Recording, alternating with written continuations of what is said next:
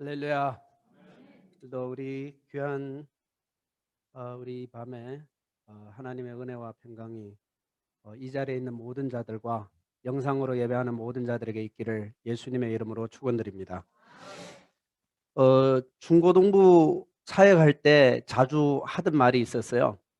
중고등부 사역할 때 그때 그 애들 있는데 하는 말이 어, 공부 못하는 애들은 핑계를 찾고 공부 잘하는 애들은 방법을 찾는다.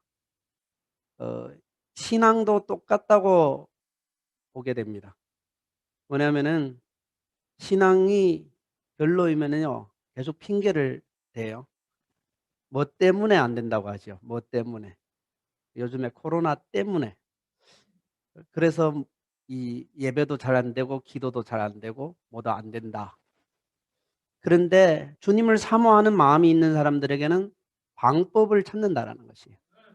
우리 이 고난 주간에 우리 한 해 동안 연합 집회를 하지 못하였는데 우리 이렇게 온라인으로 우리 전체 한국에 있는 한중 선교교회가 같이 연합하여 이렇게 한 자리에서 한 곳에서 인터넷이라는 곳에서 우리가 이 같이 예배드릴 수 있는 것이 지금 새로운 방법으로 예배를 드린다라는 것이에요. 물론 현장 예배보다는 못해요. 현장 예배보다는 못합니다. 그러나 지금 핑계대고 예배드리지 않고 기도하지 않고 정말 나태해지고 신앙이 쭉쭉 떨어지고 있을 때 우리는 지금 이 시간에 같이 예배를 하며 많은 우리 선교회에 있는 지체들이 지금 같이 예배를 드리고 있고요. 예배를 끝나고 나면은 또한 그 예배 영상을 나중에 보게 된다라는 것이에요. 그래서 하루에 한 800여 명이 보게 돼요. 그래서 우리 선교회에 있는 이 지체들이 같이 지금도 보고 있고요. 지금 현장에서 같이 각 곳에서 지금도 예배를 하고 있을 뿐만 아니라 어떤 분들은 지금 이 시간에 드리지 못하는 사람들은 나중에라도 들어와서 같이 예배를 한다라는 것이에요. 그러므로 여러분들 지금 이 링크들을 받은 분들은 어, 같이 동참하는 마음으로 오랫동안 교회 나오지 않고 연락하지 않은 분들에게 링크를 공유해 주세요. 공유해 주셔서 우리 같이 이렇게 예배를 드리고 있다. 그리고 우리 각 교회에서 지금 영상 예배 드리고 있는 분들은 주일날에 이제 부활절 예배를 드리는데 같이 교회에 나와 예배 드리면 제일 좋겠죠. 그러나 나오지 못하는 분들을 우리가 기억해 두고 있다가 교회에 있는 그 예배 영상을 링크를 같이 공유해서 부활절 예배를 같이 드릴 수 있도록 해주시기를 예수님의 이름으로 부탁드립니다. 오늘은 제가 여러분들과 조금 무거운 주제를 나누려고 해요. 어떤 무거운 주제를 나누냐면 그것은 바로 죽음에 대하여 나누려고 합니다. 왜냐하면 우리가 부활절이 주일날인데 우리가 요일로 놓고 말하면은 금요일에 예수님께서 십자가에 못 박혀 죽으셨어요. 죽으시고 그리고 주일날에 안식일 후 이튿날에 토요일이 안식일이죠. 그 다음에 그 안식일 후날에 예수님께서 부활하셨단 말이죠. 그럼 이 부활을 우리가 주일날에 부활절을 잘 보내기 위하여서는 우리는 그 부활을 보내기 위하여서는 죽음에 대하여 먼저 잘 알아야 돼요. 예수님은 완전히 죽으셨다라는 것이에요. 그리고 또한 완전히 부활하셨어요. 죽은 척한 것이 아니라 완전히 죽으셨다고요. 그렇기 때문에 예수님은 부활하신 부활의 첫 열매가 됐다라는 것이에요. 그 부활의 능력이 나타나려면은 죽음을 먼저 완전한 죽음이 돼야 완전한 부활을 경험하게 돼요. 그래서 우리가 죽음을 잘 알아야 부활절에 있는 의미를 우리가 얻게 되는 것이에요. 그래서 오늘 우리가 다 같이 한번 이 죽음에 대해서 나누어 볼 건데 일단 한번 따라 합시다. 예수 죽음, 내 죽음. 예수 부활, 내 부활. 그래서 예수님의 죽음과 예수님의 부활에 대해서 우리가 어, 나눌 것인데 오늘은 그 죽음에 중점을 두고 나눈다라는 것이에요. 그래서 오늘은 이 성경에 있는 구절들을 좀 많이 찾아서 읽을 거예요. 그래서 우리 같이 이 성경 구절을 먼저 찾아 읽고 우리가 말씀을 나누도록 하겠습니다. 요한복음 12장 23절로부터 26절. 우리 갈라디아서 2장 20절 우리 보도록 하겠습니다. 갈라디아서 2장 20절. 내가 그리스도와 함께 십자가에 못 박혔나니 그런즉 이제는 내가 사는 것이 아니요 오직 내 안에 그리스도께서 사시는 것이라. 이제 내가 육체 가운데 사는 것은 나를 사랑하사 나를 위하여 자기 자신을 버리신 하나님의 아들을 믿는 믿음 안에시라. 아멘. 우리 로마서 6장 우리 1절로부터 11절까지 우리 교독하겠습니다. 그런즉 우리가 무슨 말을 하리요? 은혜를 더하게 하려고 죄에 거하겠느냐? 무릇 그리스도 예수와 합하여 세례를 받은 우리는 그의 죽으심과 합하여 세례를 받는 줄을 알지 못하느냐? 만일 우리가 그의 죽으심과 같은 모양으로 연합한 자가 되었으면 또한 그의 부활과 같은 모양으로 연합한 자도 되리라. 이는 죽은 자가 죄에서 벗어나 의롭다 하심을 얻었습니다. 이는 그리스도께서 죽은 자 가운데서 살아나셨음에 다시 죽지 아니하시고 사망이 다시 그를 주장하지 못할 줄 알미로라. 우리 다 같이 11절 이와 같이 아멘. 예수님께서는 하나의 미랄이 되어서 이제 자기는 죽을 것이다. 그리고 이 미랄은 죽고 많은 열매로 부활해 다시 살 것이라는 내용을 요한복음 12장에서 우리가 말하는 것을 보게 됩니다. 그러므로 예수님께서는 완전히 죽는 그 모습을 십자가에서 보여주게 됩니다. 요한복음 이제 19장에 이제 나오고 있어요. 예수님께서 십자가에서 완전히 죽어서 죽었는가를 확인하기 위하여 창으로 다시 그 옆구리를 찔러서 확인을 하게 되는 것이죠. 그래서 예수님께서 완전히 죽은 것을 보고 그 예수님을 매장을 하게 됩니다. 그래서 예수님께서는 십자가에서 완전히 죽었다라는 것이 오늘을 여러분들과 이 말씀 나누고 싶은 것은 예수님께서 십자가에서 완전히 죽었다. 완전한 미랄이 되었다라는 것을 핵심으로 얘기를 하고 싶어요. 왜냐하면 죽지 않으면은 살지 못하기 때문이에요. 예수님께서 미랄을 비유했잖아요. 우리 뭐 이 자리에 나온 분들은 거의 다 농촌에서 농사를 지었던 것이기 때문에 이 미랄에 대하여 종자에 대해서는 잘 알잖아요. 종자가 그 하나를 심어서 그 땅 안에서 완전히 죽어야 그 새로운 새싹이 나와서 많은 열매를 맺게 되는 것이에요. 그러나 만약에 그 종자가 그 알 하나가 죽지 않고 나는 엄청난 비싼 종자야. 고급 종자야.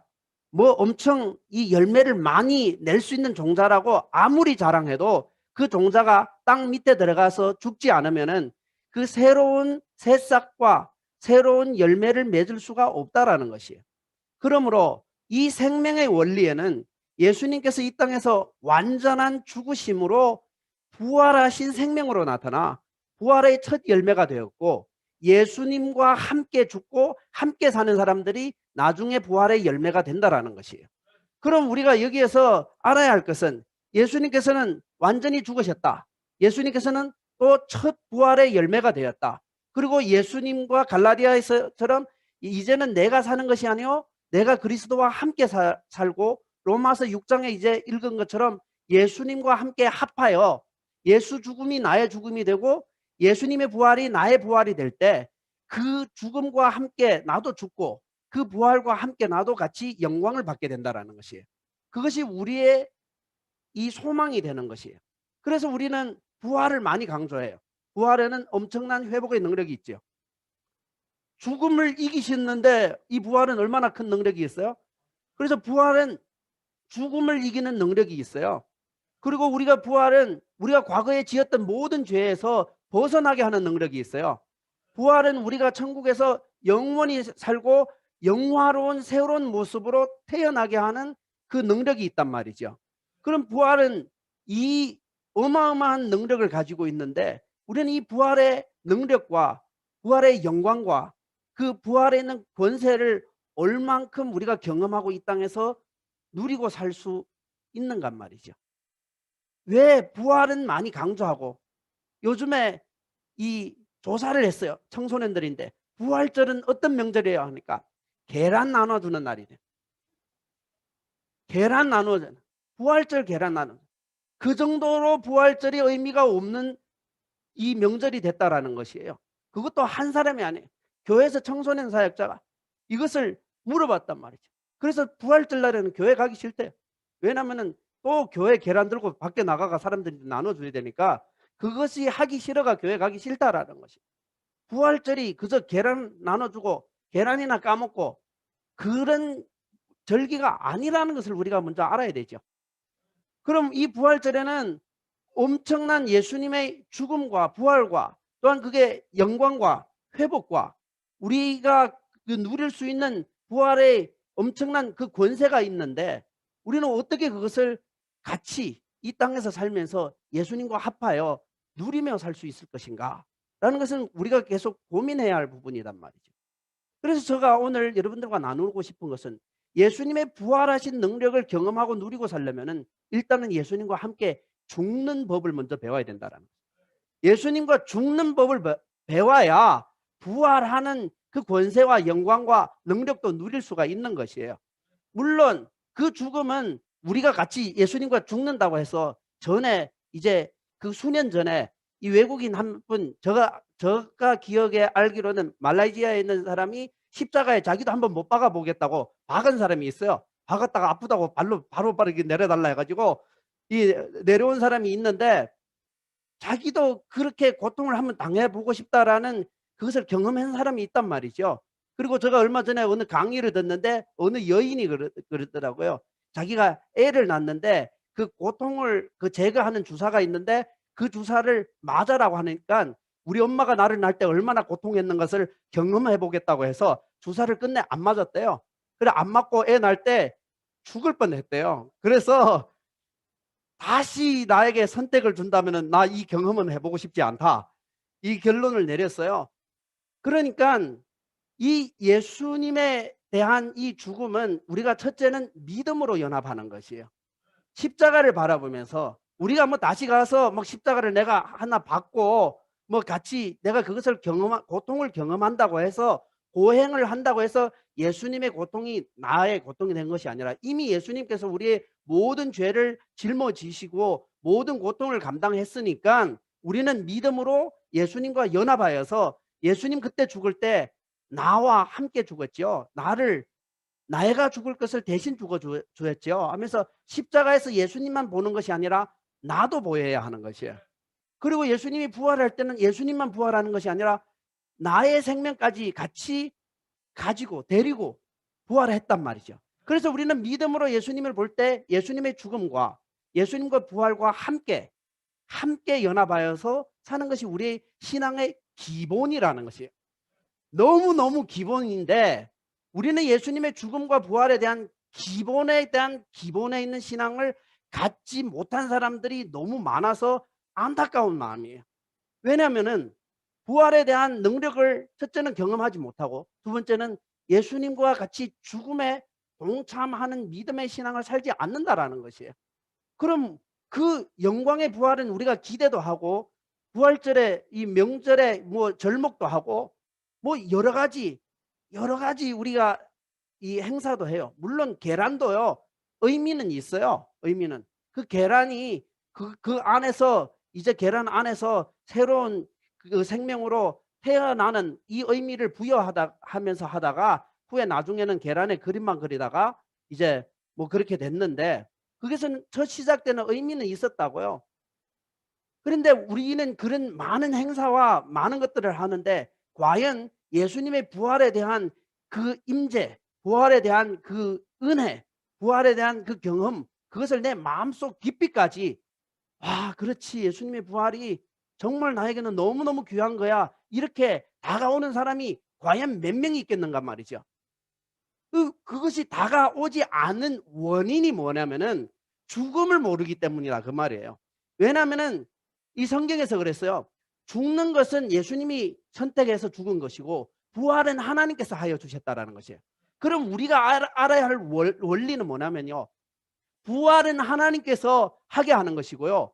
우리는 죽음을 선택을 해야 돼요. 그래서 죽음을 선택을 할 때 그 죽은 자리에서 부활을 하나님께서 경험하게 하는 것이죠. 그런데 하나님 왜 부활은 나에게 안 옵니까? 이렇게 하니까 아무것도 안 나타나요. 그리고 우리가 우선은 뭐냐면은 내가 하나의 미랄이 되어서 먼저 죽을 줄 아는 사람. 그러나 정말 나는 이 자리에서 나는 죽음을 선택하겠습니다. 예수님을 따랐던 그 모든 사람들의 특징이 뭐예요? 나는 이 땅에서 내 생명을 버리고 주님을 따르겠다고 주님의 제자가 되었잖아요. 그런데 이 목숨을 버린 자는 목숨을 얻을 것이고 내가 내 생명 한번 지켜보겠다는 사람들은 목숨을 다 잃게 되는 것이에요. 그럼 이 원리도 똑같은 원리예요. 죽음을 선택했더니 생명을 얻었다라는 거죠. 그래서 우리는 또한 거꾸로 말하면 진정한 생명을 얻기 위하여서는 예수님과 함께 죽는 길을 선택을 해야 된단 말이죠. 그럼 여기서 그럼 죽음이란 도대체 무엇인가 이렇게 물어보겠네요. 그럼 목사님 들어보니까 말은 맞는데 어떻게 죽으란 말이에요? 어떻게 죽으란 말이에요? 그래서 오늘 여러분들인데 설교할 내용이 생긴 거잖아요. 어떻게 죽는 것인가? 가장 기본적으로 세 가지를 여러분들과 오늘 나누도록 하겠습니다. 예수님께서 어떻게 죽었느냐? 십자가에서 죽었지만은 그 모본된 죽음 또한 우리가 진짜 삶 가운데서 적용해야 할 죽음이 과연 무엇이겠느냐? 우리가 그 죽음을 잘 선택하면은 우리의 삶 가운데도 부활의 놀라운 역사가 일어난다라는 것이에요. 그래서 이 죽음이 무엇이냐? 제가 하나하나를 말씀드리겠습니다. 첫째는 죽는다라는 것은 유일한 것을 드린다라는 것이다. 그러면 성경에서 아브라함이 하나님께 자기 아들을 바쳐라 해가지고 갖다 바쳐요. 100살에 얻은 아들, 우리 뭐 이 얘기 다 잘 알죠? 그래 아브라함이 그 아들을 번제단에 바친단 말이죠. 그런데 번제라는 것은요, 목을 따가 피를 받아내서 각을 뜯어서 가죽을 삐키가 그 불로 태우는 거예요. 100살 때 준 아들이죠. 또 하나님께서 너 자손이 너 저 아들로부터 이 하늘의 별 그리고 저게 바닷가에 있는 모래처럼 엄청 많게끔 한다고 해놓고 지금 그 하나밖에 없는 것도 번제단에 갖다 바쳐라 한단 말이죠. 근데 아브라함이 그 아들을 갖다 바쳐요. 그래서 아들을 진짜 죽이려고 그것을 바쳤죠. 그런데 하나님이 더 급해서 아브라함아 아브라함아 내가 이제야 너가 나를 경외하는 줄 알았다. 그것이 죽음의 드리는 제물이라는 것이에요. 하나님께 드려지는 것은 죽음으로 드려지는 거예요. 유일한 것, 하나밖에 없는 것. 자, 우리 하나님께서 모본을 보여주었어요. 하나님이 세상을 이처럼 사랑하사 독생자를 주였으니 이는 저를 믿는 자마다 멸망치 않고 영생을 얻게 하려 하심이라. 하나님께서 사랑했대요. 그래서 사랑의 그 표현이 뭐예요? 독생자를 주었단 말이에요. 독생자란 말이 뭐예요? 하나밖에 없다란 말이죠. 하나밖에 없는 아들을 주어서 그 아들로 이 모든 사람들에 있는 생명을 바꾸어오는 이 희생을 하게 했어요. 그리고 예수님께서는 하나밖에 없는 생명을 십자가에서 죽게 되는 것이죠. 생명이 귀중한 것은 하나밖에 없기 때문에 귀중해요. 왜 젊은 사람들이고 뭐 어른들이고 게임에 쉽게 빠지는지 아세요? 게임은 다시 할 수 있기 때문에 게임은 재미있어요. 내가 잘못해도 다시 할 수 있어요. 그런데 우리가 가장 진짜 심각한 게 뭐냐면은 가장 소중한 게 뭐냐면은 인생은 한 번밖에 없어요. 생명은 한 번밖에 없다고요. 그러니까 이 생명, 이 인생은 소중한 것이에요. 그래서 이 한 번밖에 없는 것을 어디에 쓰느냐에 따라서 이것은 우리가 진짜 희생이다. 진짜 죽는 것이다고 말할 수가 있는 것이지요. 우리가 가지고 있는 이 생명, 이 하나밖에 없는 것. 여러분들 생각해 보세요. 내가 하나밖에 없는 것, 유일한 게 그 무엇인 것인가? 그 유일한 것이야말로 우리는 희생이라고 말할 수가 있고 죽음이라고 말할 수가 있어요. 아브라함이 자기 아들을 번제단에 올리는 그 희생이 하나님과 정말 언약을 맺게 되고 나중에 하나님께서 엄청난 축복으로 아브라함과 약속을 맺게 되죠. 그 뒤에 있는 말로. 그것이 그 아브라함이 하나님의 그 약속과 그 언약에 있는 전과 후가 성취되는 것이 그 번제단에서 이루어지는 거예요. 그런데 그 아들 죽었나요? 안 죽었어요. 하나님께서 죽지 말라고 대신하는 어린 양이 하나 있게 되죠. 물론 그 양도 예수님을 상징하는 거예요. 우리의 죽음을 대신해 죽는 예비된 양이 있었다 그 말이에요. 그 예비된 양이 예수님이에요. 우리 대신 죽어주는 예비된 양. 그래서 우리가 진짜 죽고자 하면은 예수님이 항상 나타나는 거예요. 내가 죽어줬잖아. 너는 죽을 필요가 없어. 그런데 하나님께서는 우리가 그렇게 하느냐 안 하느냐라는 태도를 보는 것이. 아브라함이 칼 들고 가가 하나님 내 우리 아들 죽입니다. 죽인다니까요. 뭐 말 좀 해야 되는 거 아니에요? 이때쯤에는 죽이지 마 이렇게 나와야 되는데 저 죽일게요. 진짜 죽인다고요? 계속 이렇게 흉내만 내면요 하나님께서 말씀 안 해요. 그런데 엄청난 크리스천들이 흉내내요. 하나님 나 죽었습니다. 나 진짜 죽었다고요? 나 죽었다니까요. 그렇게 하면서 흉내만 낸단 말이죠. 흉내만 하니까 하나님께서는 가만히 있는 거예요. 부활의 놀라운 역사가 아니라 정말 내가 죽음을 선택합니다. 하나밖에 없는 것을 희생하겠습니다. 할 때 하나님께서 아브라함아 아브라함아 한 것처럼 우리를 부른다고요. 됐어 안 해도 돼 안 해도 돼. 내가 이제야 너가 나를 격려하는 줄 알았다. 너는 하나밖에 없는 것도 나를 위해서 희생하라는 것을 내가 이제 보았다. 너는 흉내내는 것이 아니었어.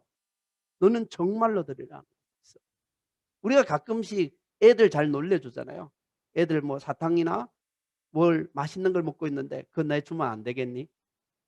애들은 안 주려고 한단 말이야. 나 한 좀 먹자. 나도 너무 먹고 싶어. 그게 하나밖에 없어요. 하나밖에 없단 말이야. 그런데 내가 고민을 한참 하다가 자 드릴게요. 아무튼 아니야 됐어 이제 알았어 해놓고는 같이 마트에 데리고 들어가서 더 많이 사줘요. 더 많이 사줘. 우리의 그 태도는 내가 유일한 것을 진짜 하나님 앞에 제단 앞에 내려놓을 수 있겠느냐라는 것을 부활을 경험하는 첫 길이에요. 여러분들 지금 내가 가지고 있는 유일한 것들 다 내가 계획하고 내가 고민하고 있죠. 맞죠? 그래서 이것은요 하나님 다른 건 다 되는데 이것만 절대로 이것은 안 됩니다. 이것은 안 됩니다. 다른 거는 되는데.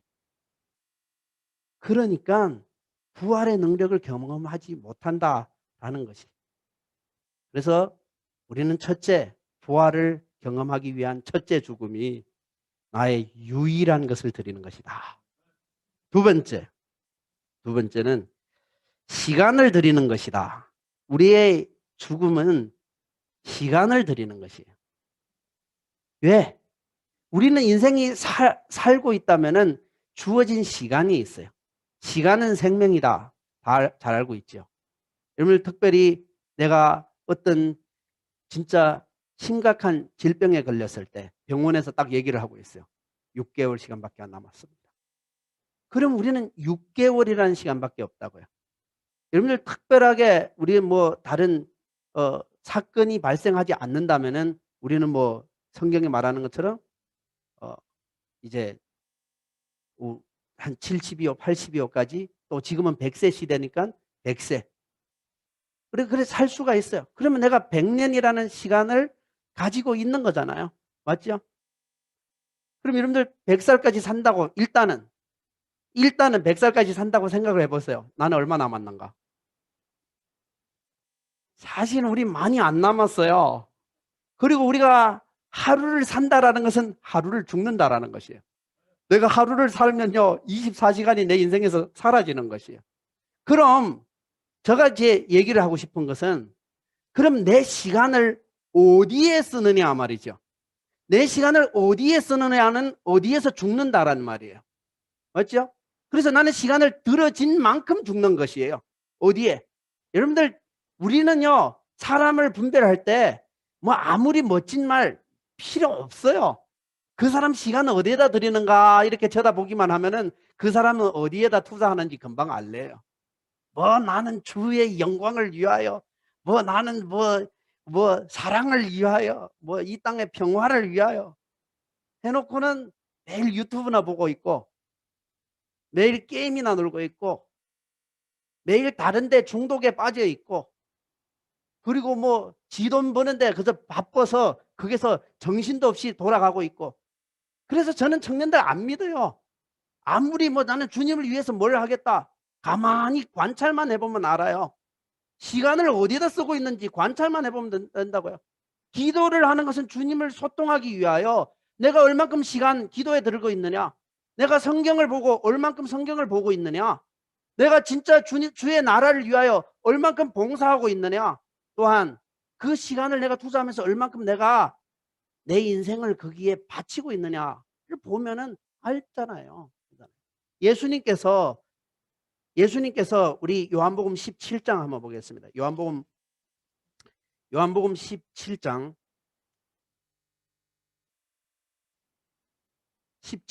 1절로부터 6절까지 제가 읽어드리겠습니다. 예수께서 이 말씀을 하시고 눈을 들어 하늘을 우러러 이르시되 아버지여 때가 이르렀사오니 아들을 영화롭게 하사 아들로 아버지를 영화롭게 하사 영화롭게 하옵소서. 아버지께서 아들에게 주신 모든 사람에게 영생을 주게 하시려고 만민을 다스리는 권세를 아들에게 주셨음이로소이다. 영생은 곧 유일하신 참 하나님과 그가 보내신 자 예수 그리스도를 아는 것이니이다. 아버지께서 내게 하라고 주신 일을 내가 이루어 아버지를 이 세상에서 영화롭게 하였사오니 아버지여 창세전에 내가 아버지와 함께 가졌던 영화로서 지금도 아버지와 함께 나를 영화롭게 하옵소서. 세상 중에서 내게 주신 사람들에게 내가 아버지의 이름을 나타내었나이다. 그들은 아버지의 것이었는데 내게 주셨으며 그들은 아버지의 말씀을 지키었나이다. 아멘. 예수님께서 이제 십자가에 못 박히기 전에 하는 기도예요. 그래서 내가 아버지를 영화롭게 하였대요. 그리고 아버지의 뜻을 이루었대요.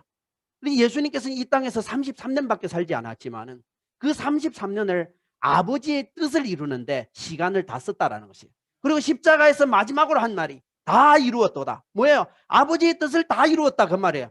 아버지의 계획을 다 이루었다. 구속을 다 이루었다. 모든 죄의 그 지불할 것을 내가 다 지불했다.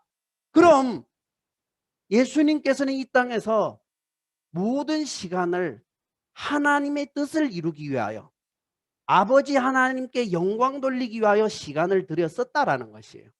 여러분들 우리가 진짜 죽는다라는 것은 내가 어디에 시간을 써서 그 시간을 쓰는 것인가, 내가 희생하는 것이요, 내가 그곳에서 죽는 것이에요. 우리에게 주어진 시간은 정해져 있어요. 공평해요. 24시간 하루에 다 있어요. 그럼 난 24시간을 어디에서 가장 많이 죽는가 생각해 보세요. 난 어디에서 24시간을 가장 많이 쓰는가 한번 생각을 해보세요. 그럼 그 사람의 실제가 드러나요.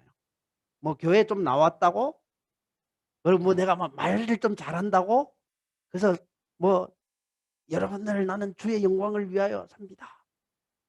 그 뭐 심지어 뭐이 저희들처럼 이제 전임 사역자가 됐다고, 물론 전임 사역자는 처음 될 때는 희생인데 살다 보면은 진짜 주님을 위해서 시간을 드느냐 아니면 또 자기를 위해서 시간을 드느냐는 본인이 알고 있어요. 그것은 하나님 앞에 설 때 그 빛이 조명하면은 어두움은 다 나타나게 돼 있어요. 어느 구석이 어두웠는지 다 알게 돼 있단 말이죠.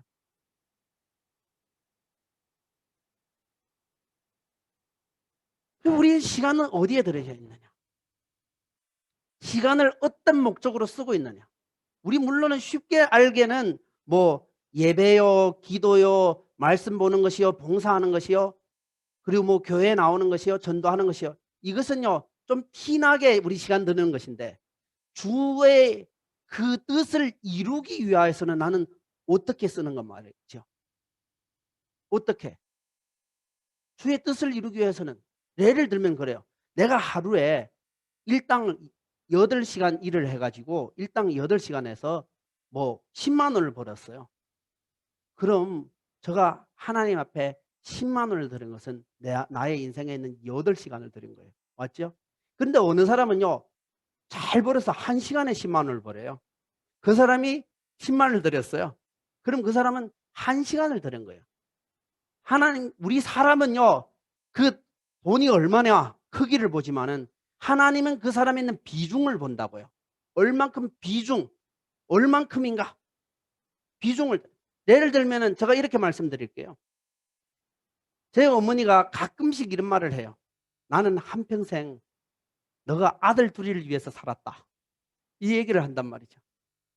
그래서 저를 생각하면은 옛날에는 이해를 안 됐죠. 무슨 우리를 위해 살아. 제가 8살에 한국 나와가 거의 뭐 중국에 잠깐 들어왔다가 30년 동안 있으면서 뭐 내가 진짜 필요할 때 빨래를 해줬어. 아니면 숙소할 때 뭘 해줬어. 그래서 제가 한창 사춘기 때는 참 못된 생각을 많이 했어요. 부모인데 마음 아프게 하는 말도 하고 그랬죠. 그런데 저희 어머니는 한국 와서 지금까지 돈 벌어서 저와 저희 형에게 집 2채를 사줬어요. 한 사람 한 채. 결혼하라고. 그래서 본인이 혼자서 돈을 벌어서 어떻게 보면 한국에서 일을 엄청 열심히 했는데 그 돈을 다 누구 있는 데 썼어요? 자녀들이 있는 데 썼단 말이죠. 여러분들 지금 한국에 나온 부모들, 그리고 영상으로 예배하는 부모들 다 그 목적으로 나온 것 아니에요. 우리 자녀가 조금 더 잘 살아라고. 그러니까 자기의 인생에 있는 시간을 다 돈 버는 데 쓴 것 같은데 그 돈 다 누구인 데로 갔는가 말이죠. 자기 자녀 있는 데로 갔어요. 그러니까 내 생명을 누구 있는 데 준 거와 마찬가지예요. 내 자녀, 내 시간을 30년 벌었던 돈을 내 자녀한테 다 넘겨준 것은 내 인생을 희생해 30년을 주었다라는 말이잖아요. 물론 그게 안에 있는 뭐 교육과 뭐 같이 한 상에 밥 못 먹고 뭐 여러 가지 뭐 이걸 따질 거는 또 있어요. 그러나 우리가 일단은 그 가장 기본을 한번 따져보자고요.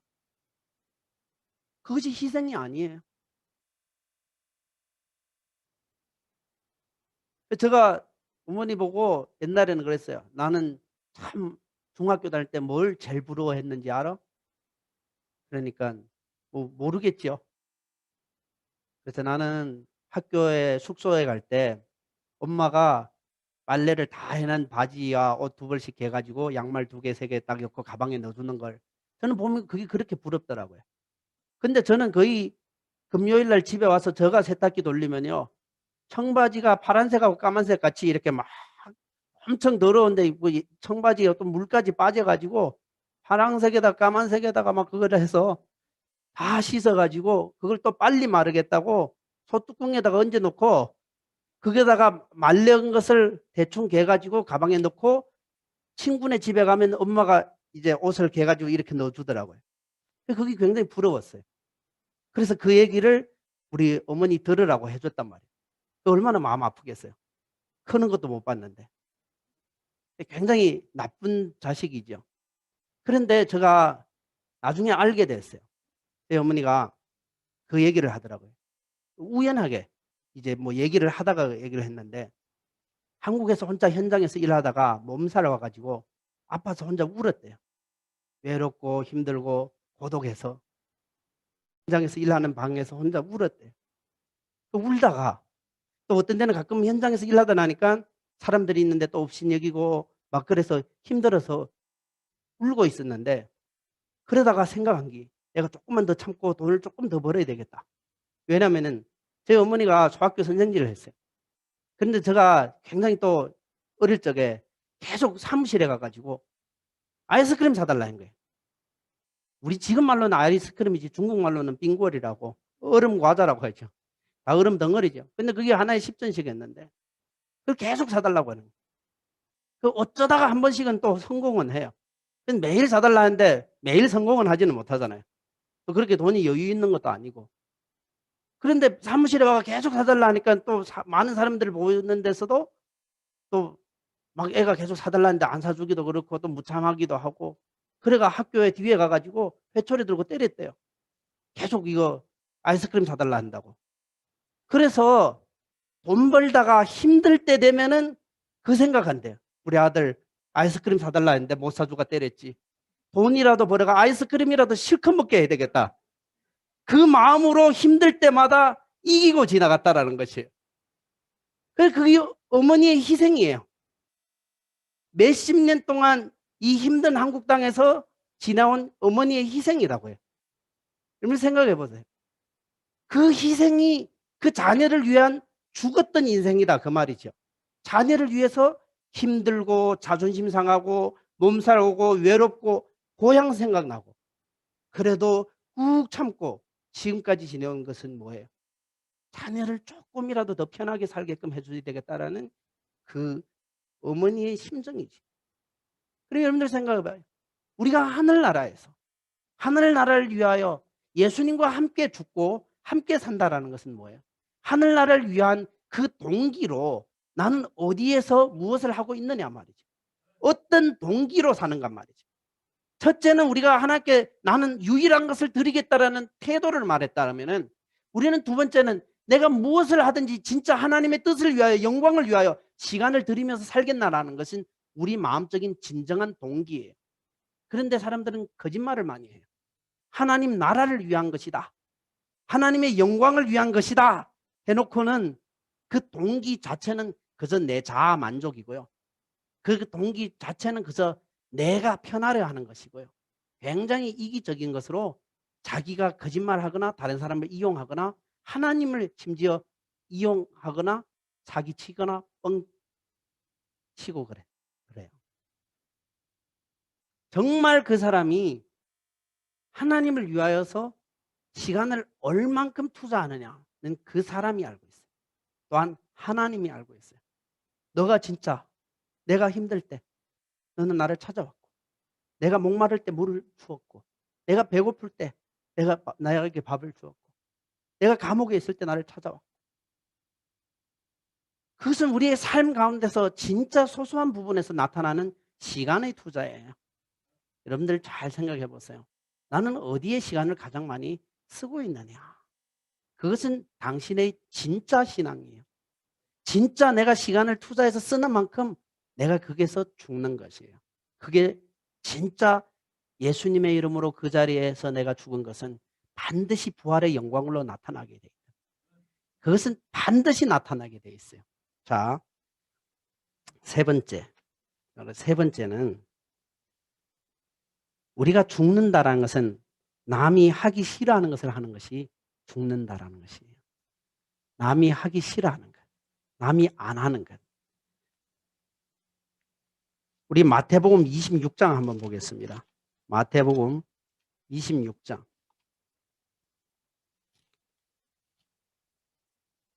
마태복음 26장 38절, 39절, 38절, 39절. 38절, 39절.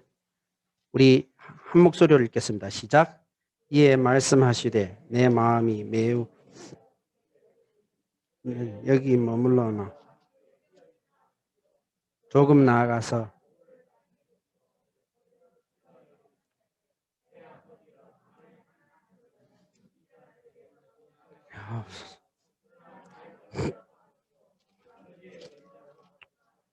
아멘. 예수님께서 십자가에 못 박히기 직전에 겟세마네 동산에서 하는 기도였어요. 예수님께서 기도할 때 나는 진짜 힘이 고민하고 죽게 되었다. 그러니까 마음도 너무너무 힘든 상태였어요. 예수님은 이제 곧 십자가를 지게 되고요. 예수님 십자가에서 죄를 담당하게 되고요. 죄의 심판을 받게 되는 거예요. 그 심판의 가장 큰 심판이 뭐냐면은 아버지를 떠나게 되는 거예요. 하나님과 항상 함께 하다가 엘리 엘리 라마 사박다니. 그래서 나의 하나님 왜 나를 버렸었습니까? 예수님께서는 십자가에서 못 박히는 고통이 고통스러웠지만은 아버지와 떠나는 고통이 가장 큰 고통이었어요. 그런데 그것을 예수님께서는 미리 아셨어요.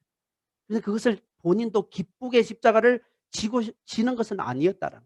그래서 하는 말이 뭐냐면은 아버지요, 할 수만 있으면은 이 잔을 내게서 지나가게 해주십시오. 나도 이 십자가는 지고 싶지는 않습니다.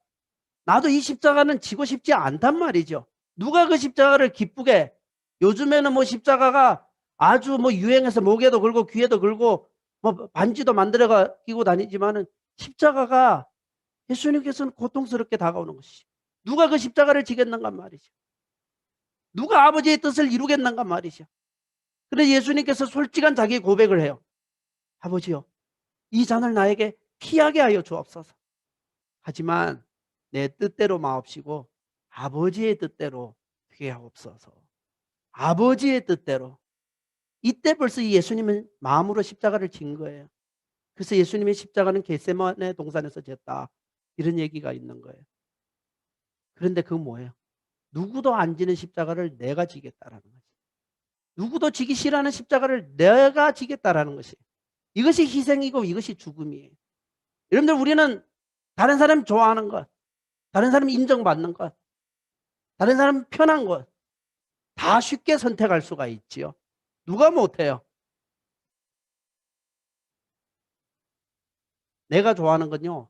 다른 사람도 좋아하고 내가 싫어하는 것은 다른 사람도 싫어해요. 거꾸로 다른 사람들이 막 좋아하는 것도 나도 부러워하고요. 다른 사람들이 싫어하는 것도 나도 질색하게 돼 있어요. 그럼 우리의 희생은 뭐겠어요? 다른 사람들은 안 하고 하기 싫어하는 것을 선택하는 것이 우리가 죽음을 선택하는 것과 같다는 거죠. 누군가는 해야 되잖아요. 누군가는 십자가를 져야 되잖아요. 누군가는 대신 죽어야 하잖아요. 누군가는 이 죄를 대속해야 되잖아요. 누군가는 번제단에 있는 그 대속물 대신 죽어주는 그 제물이 돼야 하잖아요. 누가 하겠느냐 말이죠. 예수님이 하셨어요. 예수님께서 친히 모범을 보여주셨어요. 그럼 우리는 예수님과 죽음에 동참한다면 우리는 이 부활절에 이 신앙생활에서 내가 어떻게 하면은 나도 그 희생에 같이 동참할 것인가 생각을 해요. 여러분 사람들은 지가 좋아하는 것은 서로 막 싸우면서 선택을 해요. 왜 나를 안 보내? 좋은데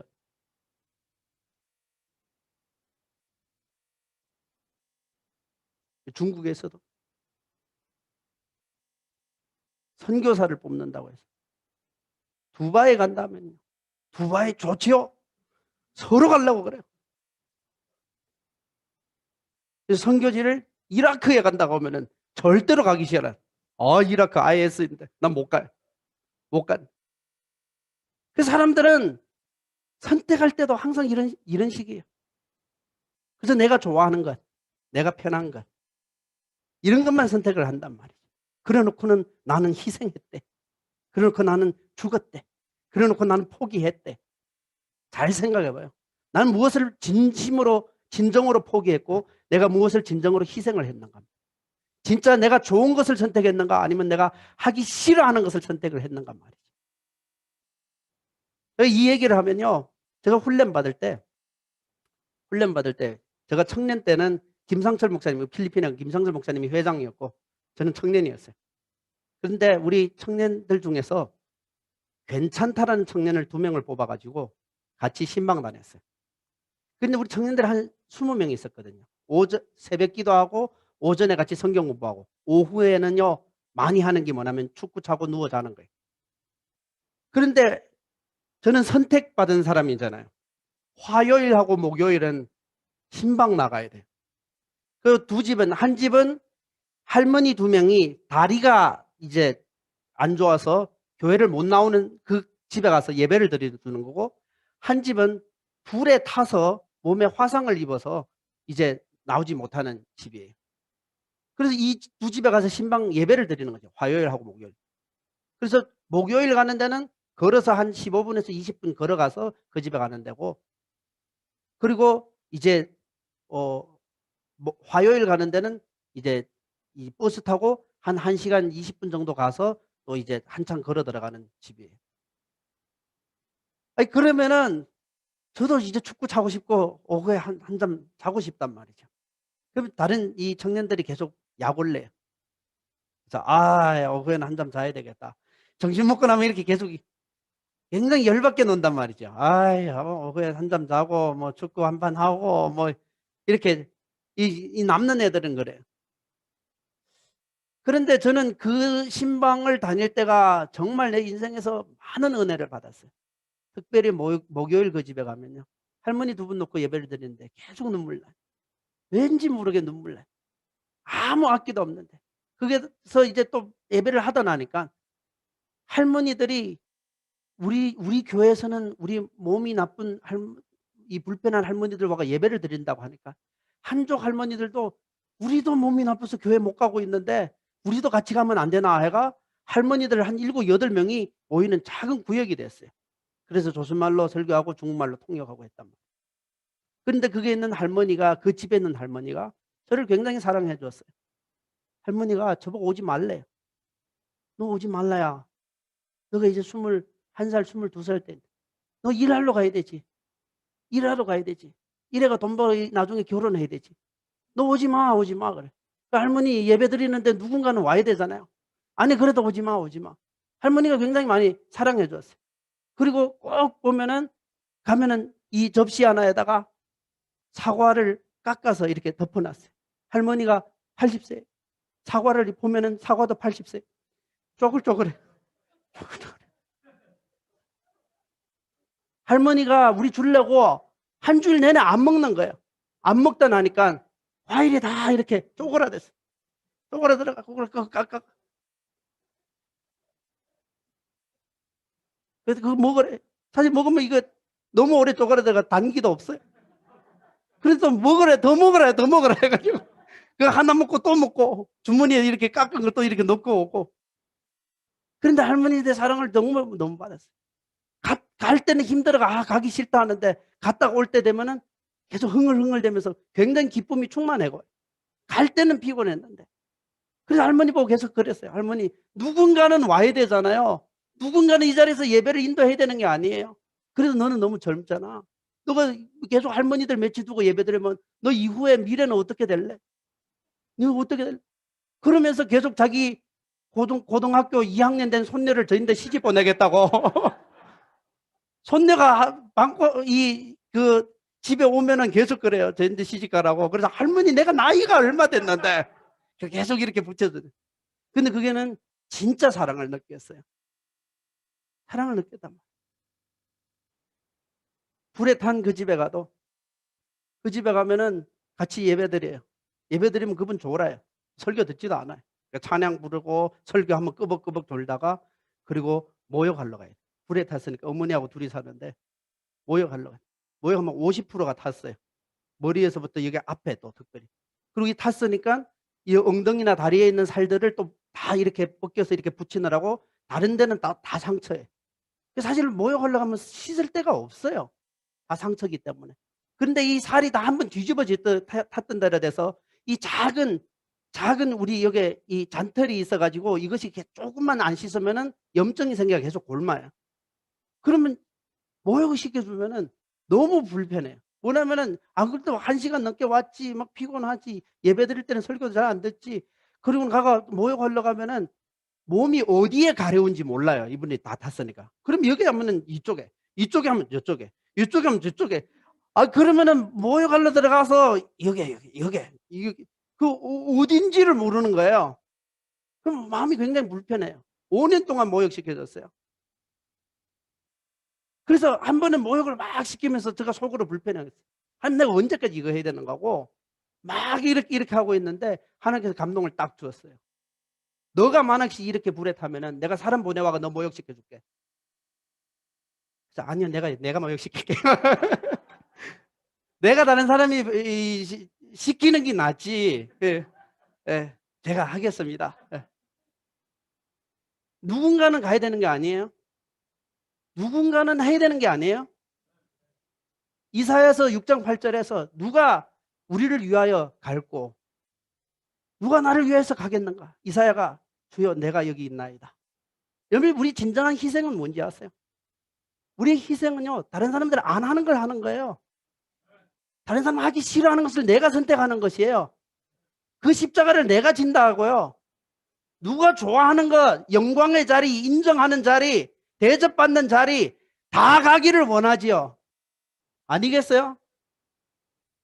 좋은 자리는 다 원해요. 그게는요, 누가 안 시켜도요, 알고 간다고요. 알고 가고 오라 하지도 않는데도 갈래 하고. 그런데 진짜 우리가 가야 할 길이 있어요.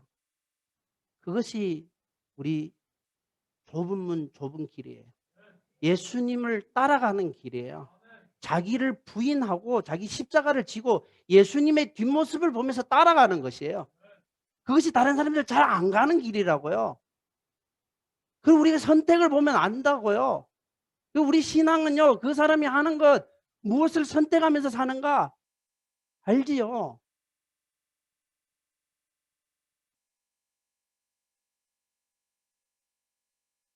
제가 목회하던 할빈에 있는 지금 교회를 맡겨준 전도사님이 연락 와서 그래. 목사님 요즘 못 돼요. 새벽 기도하느라고 정신도 없다.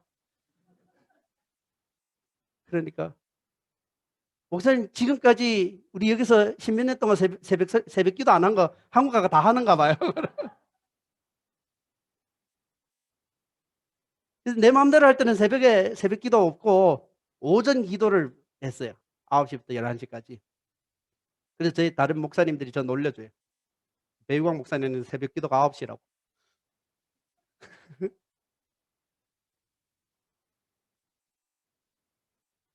전 불편해요. 솔직히. 그런데 저는 그 십자가를 지기를 원합니다.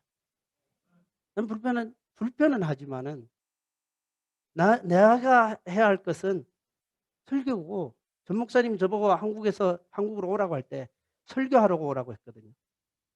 그래서 한 주일에 제가 12번씩 지금 설교를 해요. 괜찮아요. 괜찮다고요. 그것이 제가 해야 할 일이니까. 우리 사람들마다 다 자기가 져야 할 십자가가 있다고요. 다 달라요. 가정에서 남편과 아내의 관계, 부모와 자녀의 관계, 그리고 내 직장에서 내 상사와, 그리고 어떤 사람들은 비즈니스 하는 사람들, 공무원들은 공무원들 하는 일에서 다양하게 있어요. 정말 이것은 내 성깔로는 하기 싫어요. 그래서 우리가 성깔 딱 부리면 살아있네 하죠. 우리는 살아있네 하면 안 돼요. 아, 쟤는 죽었네. 살아있네가 아니라 나는 그리스도와 함께 십자가에서 죽었네.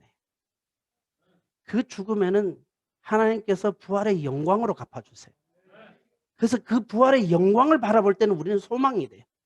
그래서 우리 현재의 고난은 장차받을 영광과 좋게 비교할 수 없다.